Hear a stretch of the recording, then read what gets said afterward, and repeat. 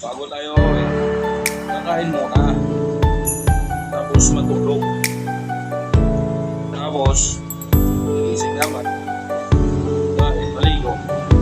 Bakit na naman?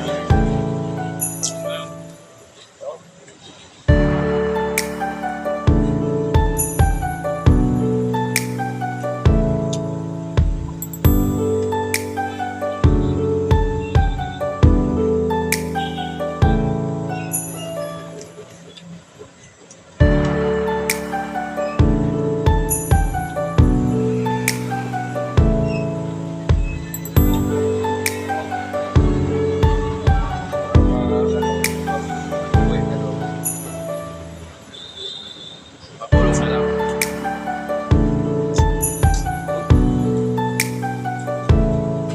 Tagay boy! Tagay. Bukas. Uwi ako bigla.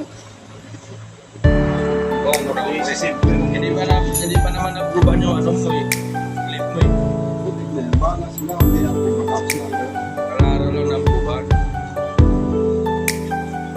Yan, ang importante sa akin, yung kailangan ano lang eh. Pesta lang yung pupuntahan niya eh. Kaya siya nag-live eh.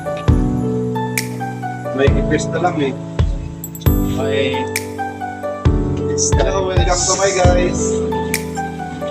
Hindi naman yun, iba naman yung rason eh, nilara dun sa ano ah.